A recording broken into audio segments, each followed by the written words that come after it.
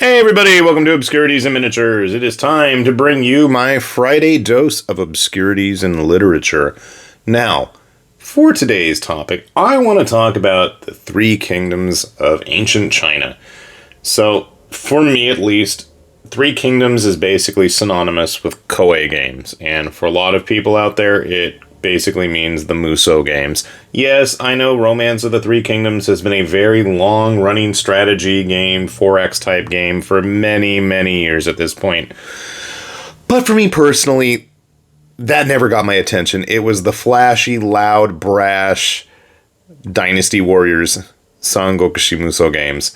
And while I don't have that really necessarily in front of me today, I thought we'd take a look at some various interpretations of modern, more pop art style Three Kingdoms stuff that maybe people are familiar with or not so familiar with. Now, this book in front of us is actually one of the Orochi games. Often the Musou characters here get translated over as like the Warriors series. So you have, like the Hyrule Warriors, Fire Emblem, the One Piece stuff. There's just tons of the games. But the Orochi games always had a particular soft spot for me because I played through them all, beat them all, and it basically was kind of a best of greatest hits of all the Koei Warrior Musou games in that it dragged everybody from the Samurai Sengoku stuff and the ancient Three Kingdoms of China stuff all into one game and started throwing in various gods and goddesses while they were at it. A lot of fun was to be had. Let me just leave it at that. But one of the things that I always was curious about was the artwork behind it. And at one point in one of the various Dynasty Warrior games, I ended up getting I had a pre-order for it. And I got a big, nice hardcover book that had like illustrations of all the characters and their prominent, like major weapon that they would use, which is all cool and dandy. But this book in particular goes a completely different route. Those character books still exist, and they have them for almost every single Koei Warriors type game, but specifically, obviously, I'm going to focus on the Sengoku, the Samurai stuff, and the Three Kingdoms Dynasty Warriors stuff. And what's interesting about this is the data book, and if you are ever interested in these, Koei has them, like I said, for every single game, basically, and I own, I shouldn't say I had as in the past tense, I own at least 4 or 5 others, and I don't know where they are. Because I know I have the Musou Orochi 3 book, because that has all the god forms in it. But anyway, I'm getting totally off here. What this is actually really cool because, number one, it has literally every character in it, but you also get a lot of, the main artwork for them, Princess Kaguya, and you also, more interestingly to me, get a lot of that original background art. And again, I just can't get enough of this stuff, but really like the inner details of how everything kind of fits together, how all the weapons work. It's really cool stuff. Nataku or Neza. And again, you get a lot of the actual sketch work, design work. You get cross-section views, so if you're like me and you ever want to use some of these as painting guides for anything, you've got it all there. All the various little details are laid out for you. But they do this for just about every single character. Now, what's interesting about this is we've got characters in these Musou Orochi games that kind of debuted in other games and then popped into this one. Renshi. I don't remember. I know she's in one of these games. I want to say Pongde, but I don't think that's even right. Again, you get all the background artwork on everybody.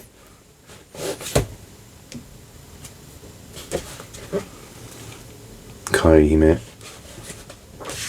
At this point, these are more the characters that have been in games for a while, so you tend to get just the actual CG work. Benkei, Ayane from Dead or Alive, Nemia from, Zil or something. Some of the good old Dynasty Warrior games. Zhonghei. Now, this book, unfortunately, doesn't have as much of the details on those kind of traditional characters.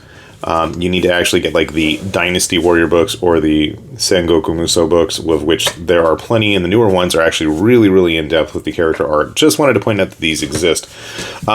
Rather than spend a lot of time on this book, though, I wanted to show off one that I didn't know existed, and that is one for Sango Gumo Multi-Raid. This is the second game in the series, but it is also an official data book. Why would I care about this one? It's smaller, which is unfortunate, but this book is actually really cool because this was the game where it was kind of copying Monster Hunter's style at the time, and all of your characters had like a Super Saiyan Dragon Ball power-up, which I thought was kind of wild and crazy. So here's good old Shihao Dune, one of my favorites. You've got the nice CG render, but then they actually have breakdowns of all of their power-up Super Saiyan God forms. And this is something that I really wanted to see, and I figured it existed out there somewhere, and I'm glad to prove that it does. So again, they have breakdowns of how all the uniforms and costumes look, all of the weapon designs.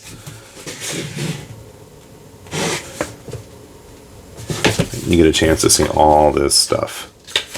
And like I said, they've got it for every single character, which I was really curious about, so I'm glad that I've got access to this now. Xu Huang, his big old scythe. Good old Zhang He and his butterfly attack. Again, nice breakdown of how all of those outfits actually look. Lu Xun on fire here. And what's surprising is none of these got really reused. I kind of figured they might with the third, fourth Warriors Orochi game, where they had the characters obtain like deity forms. Zhao Yun looked cool in his super mode, I thought. Again, just a chance to get to see some of that artwork and how that was all supposed to work out there. Huang Zhang looking like he's actually capable of something. Peng Tong in his butterfly mode. Well, Dao Chan's there. I was going to say, where's Lu Bu? This iteration of Lu Bu with his quad, four-bladed glaive, I thought was really cool. Really enjoyed that one. He's an absolute beast in that game, and everybody could fly and stuff. It was pretty ridiculous. Weapon progression, the various giant monsters that you could fight throughout the game, all the various siege weapons, the generic officers and how they would power up. There's a lot of cool stuff in this. I did not know it existed. I mentioned these before, but it's always worth repeating because this is actually a relatively newer book from the, what is it? Sangoku Tyson Ayuden, I believe was the full title. But this is an ongoing card game from Sega, which is actually for arcade centers, but it is entirely card dominated. And I don't know any single ancient traditional warrior of the three kingdoms that, you know, look like a Gundam mech, but that's because one of my favorites drew that there. Again, really gorgeous artwork. This is, I think, maybe the 7th book that I know I have at least 6 of these. Of the various, get it in focus there on the top, the Three Kingdoms Tyson. That's what you want to look for. Three Kingdoms Tyson, if you search that up, Mandarake, Surugaya, any of those type websites, you should come across it. But again, what's kind of cool is this is like one of those places that a lot of the self-published doujin authors are getting a lot of work these days. I was going to say that's got to be either Lack or Ryota H. Just saying that I can recognize just based on the faces.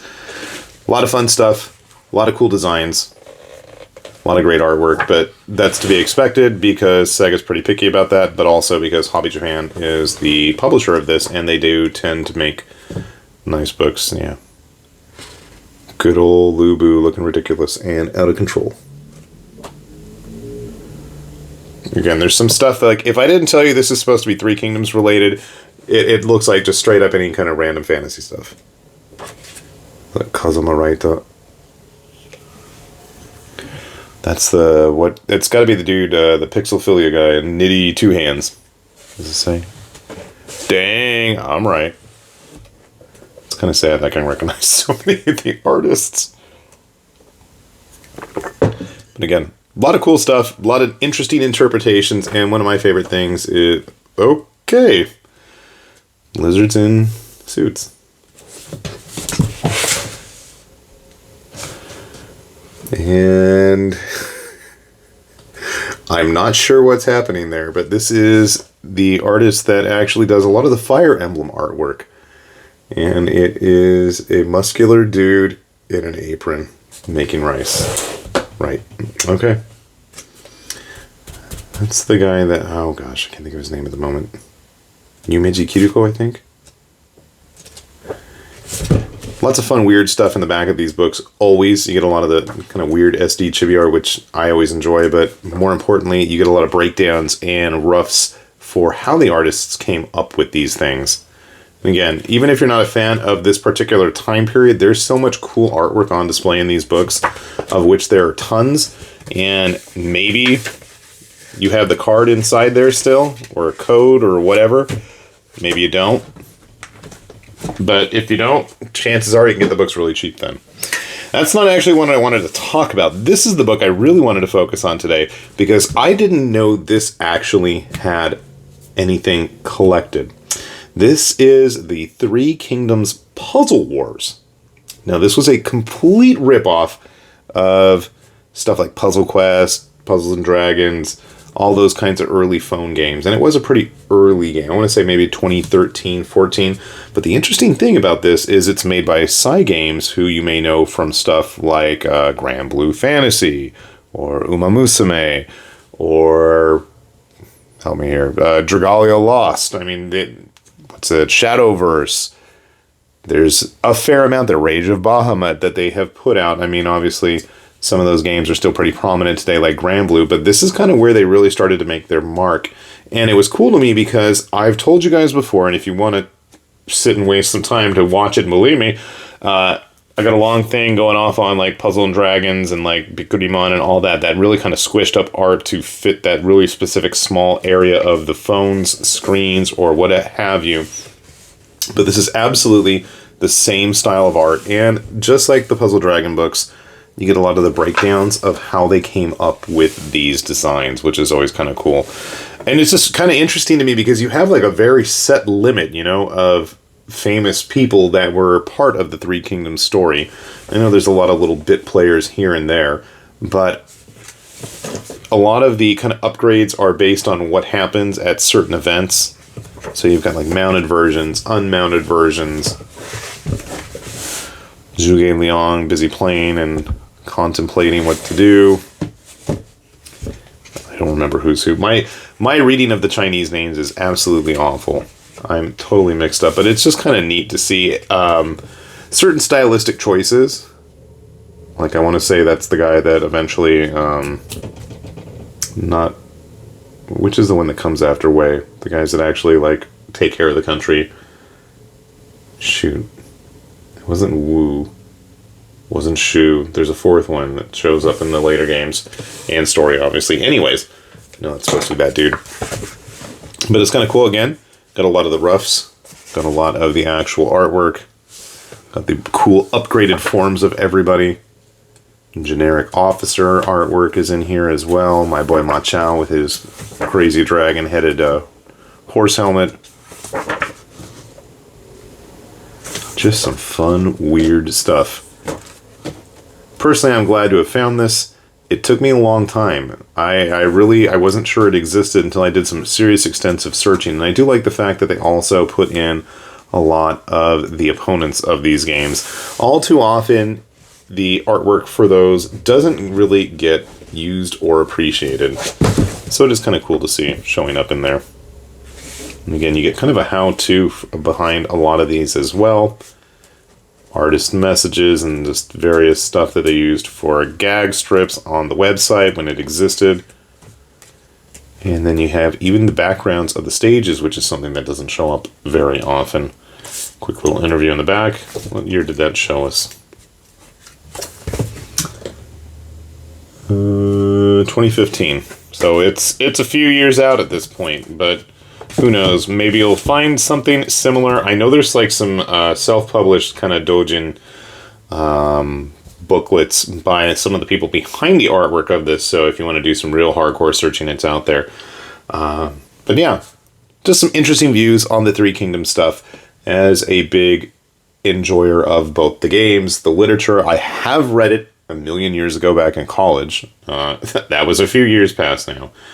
I had a crazy professor in grad school who was really into Chinese literature and was such a weeb in that sense that he ended up going to China on the US's dollar, no less, as a translator in the Navy, just so he could start to read kung fu novels by Jin Yong and what is it, Louis Cha, I think was the other guy.